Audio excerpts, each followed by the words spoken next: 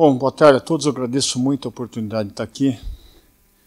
Eu sou um médico, e um médico meio esquisito. Eu sou patologista.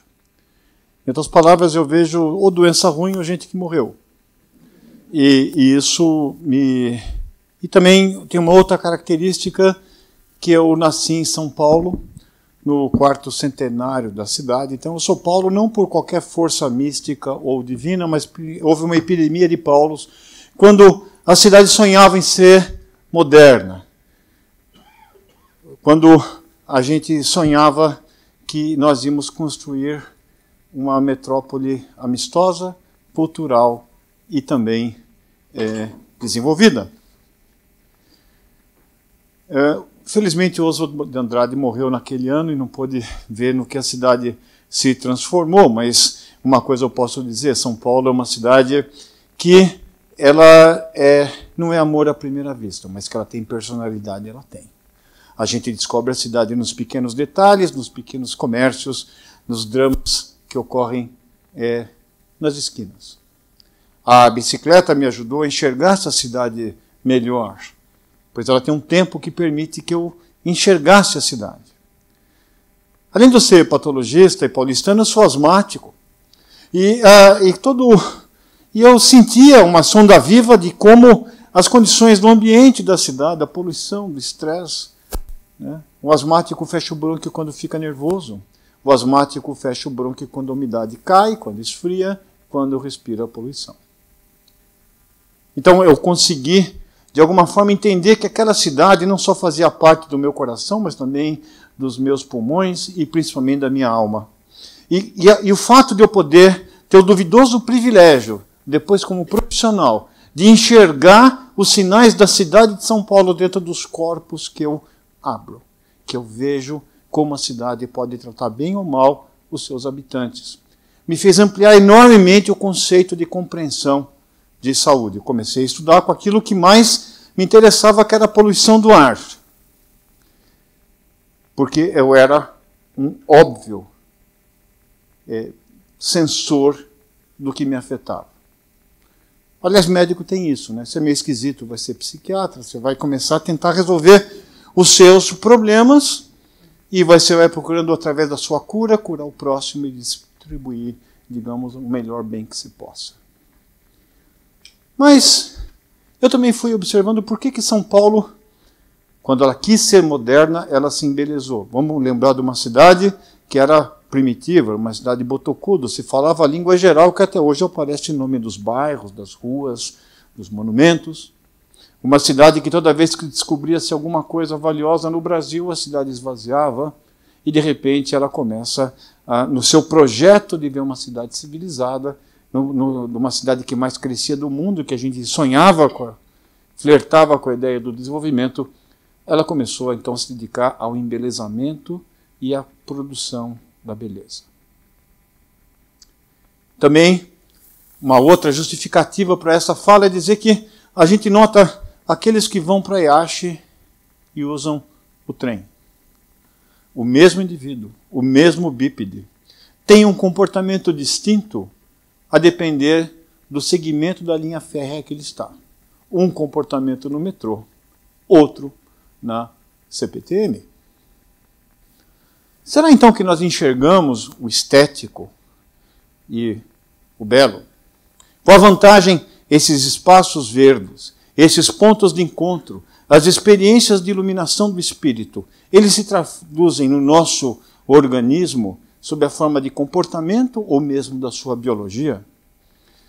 Esse assunto começou a me fascinar. Qual o papel da organização urbana? Porque as cidades, quando começam a se desenvolver, elas dedicam uma parte substancial da sua energia a erigir monumentos, templos, basicamente criados a partir da força da criatividade humana. Muito do que a gente conhece de civilização só foi possível na cidade, e houve como uma necessidade biológica de se construir catedrais, templos, monumentos, escrever obras, muito antes de você conhecer, por exemplo, o cálculo, conhecer fatores que eram fundamentais, quer dizer, não houve uma organização, não foi uma consequência de um processo, de um progresso ou de um processo intelectual, mas sim a beleza, a estética precedeu o formalismo teórico e conceitual do urbanismo. Algumas espécies são óbvias que conversam através de sinais, sons e cantos. Aves são assim. O canto, o dimorfismo e as pelagens dos animais sinalizam atitudes, posturas, visões, fazem com que as pessoas, que os animais se organizem, saibam quando podem se aproximar, quando podem se afastar do outro. Qual o momento da procriação? Qual é o momento da fuga? E se nós formos ver as cavernas do Paleolítico, e vamos ver aonde tiver a pintura, é também um momento, são os locais da caverna, ou daquelas habitações, daquelas pessoas que se organizavam em grupos de 30 a 40 pessoas, 50. Mas era o lugar onde tinha a melhor acústica. Então é muito provável que a decisão de sobreviver ao mundo hostil fosse decidido sobre a luz de uma parede pintada e possivelmente celebrada com cantos, e todas as evidências mostram que a pintura precedeu a escrita e o canto precedeu a fala. Aqueles agrupamentos possivelmente celebravam as suas decisões ou reuniões emitindo sons antes que você tivesse um alfabeto ou uma gramática. Se isso for verdade, na escala evolutiva, nós devemos ter algum receptor para a beleza. Ou seja, nós não sentimos só tato, audição, gustação, calor, dor, mas algo muito mais sutil, que penetra em nossos corpos, ilumina as almas e muda a nossa fisiologia. Será que isso é verdade? Bom, por incrível que pareça, médicos começaram a estudar isso. Os efeitos, e descobriram isso empiricamente, aliás, como tudo em medicina. Antes da gente desenvolver remédio, matamos muito com sanguessugas ou sangrias. Mas se descobriu, por exemplo, que além a mudança dos hospitais, da estrutura dos hospitais, não só atendiam a princípios de higiene, mas também se começou a colocar beleza no hospital. E os pacientes começam a curar mais depressa. Hospitais são mais verdes não só por uma questão de hotelaria. E você leva teatro, leva riso, leva música para os hospitais. Por quê? Aquele sentimento de desamparo, aquela sensação de você estar perdido, ele é beneficiado de alguma coisa, é amenizada por coisas que vão além do remédio, além de qualquer outra coisa que a gente está acostumado a entender como saúde. Se não vejamos. Se você pegar, por exemplo, teve gente que estudou efeito, não tem uma história de musicoterapia, isso é charlatanismo? Será que você ouvir música bonita, bonita para cada um, né? O que, peguemos um exemplo arquetípico, sertanejo universitário, pode ser belo para alguns e o inferno para outros. Você não fica indiferente a um show, né, desse tipo. Ou um cruzeiro em alto mar, por exemplo, com alguns cantores que fazem, né? Se você é fã daquele cantor, aquele é o paraíso. Se você não é, você embarcou sem saber, é o inferno, mostrando que o capeta e Deus, para economizar custos, colocaram tudo no mesmo pacote turístico. Muito bom. Se você ouvir música que é bonita para o seu conjunto de valores, o que acontece com a sua pressão arterial? Cai.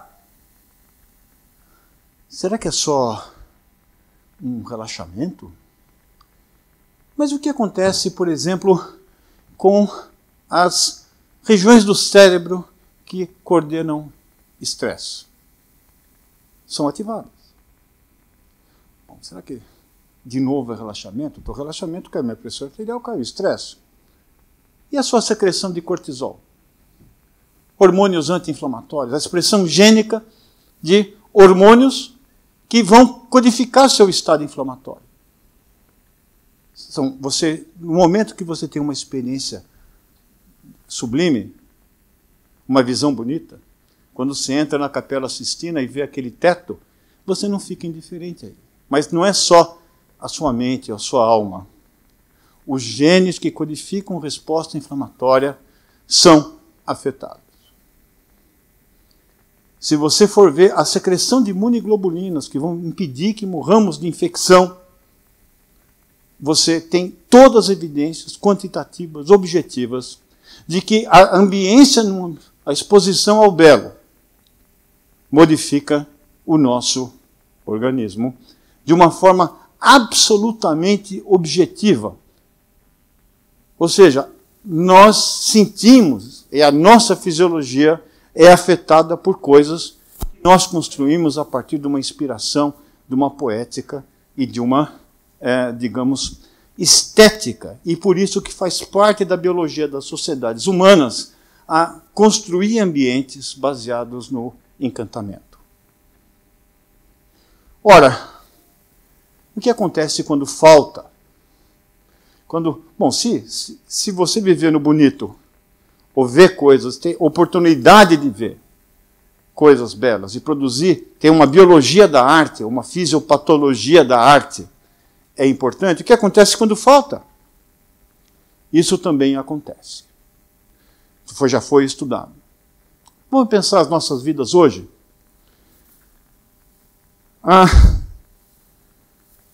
Hoje a gente vive tempo bicudo, a gente não pode nem ficar doente.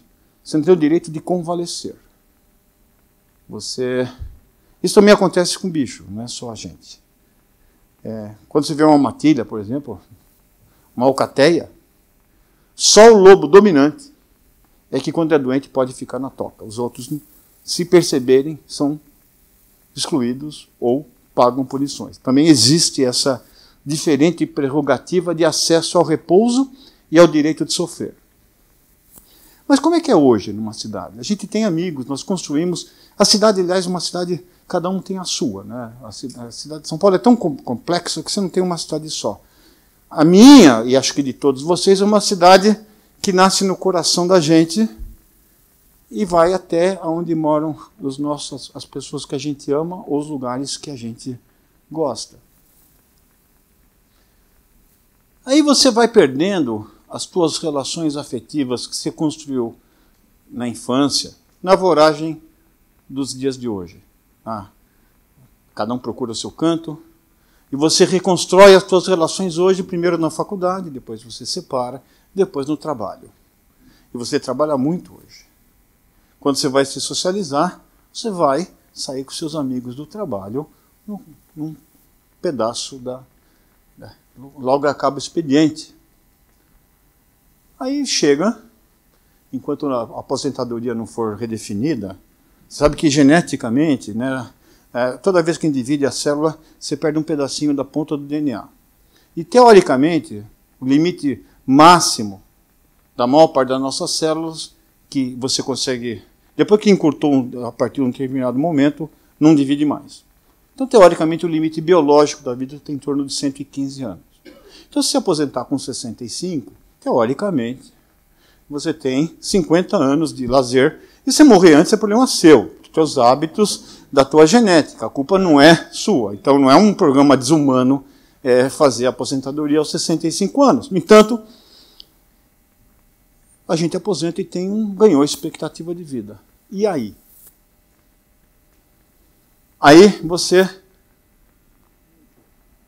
aquela relação de pessoas, de oportunidades de encontro, de discutir ideias, de ver teatro com os amigos, de visitar exposições, ela perde-se. Aí as alternativas não são muito animadoras se você não souber criar. Você tem que ir no supermercado 3 vezes por dia, conversar com o jornaleiro na esquina, né? Ou virar síndico do prédio, que talvez seja o mais devastador, né? Muito bom. Aí você começa, e não é incomum o fato que o indivíduo ele aposenta e morre.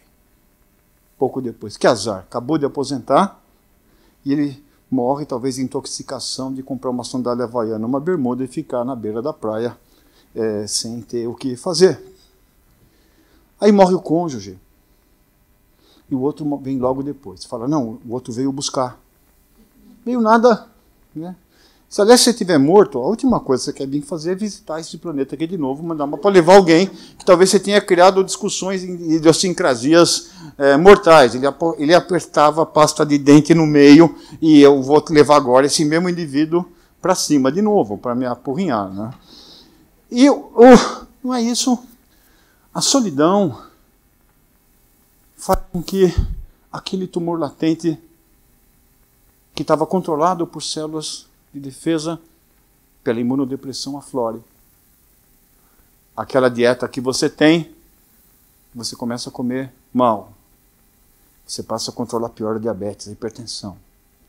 Você perde os âncoras emocionais.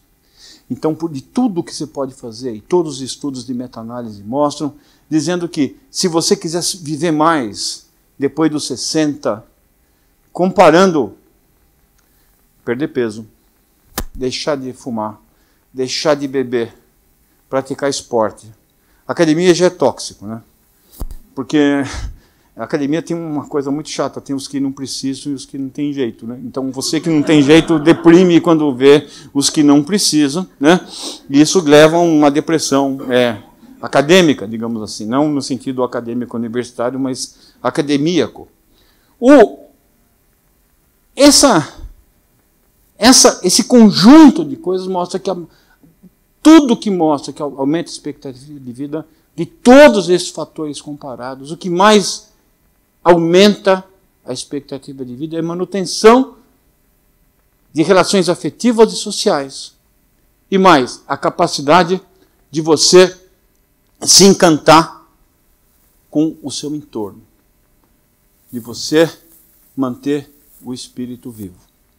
Portanto, eu finalizo isso, que depois de muita gente que morreu, olhar muita coisa ao microscópio, colocar muito gene, eu posso dizer que uma política cultural consistente, uma criação de espaços de permanência e de trocas de ideias, não é uma política artística, não é uma política de estética, é uma política também que não é só de saúde, ela é de direitos humanos. Direitos humanos porque faz parte, está escrito no nosso DNA, que nós respondemos a tudo isso que está em risco em nosso país. Muito obrigado.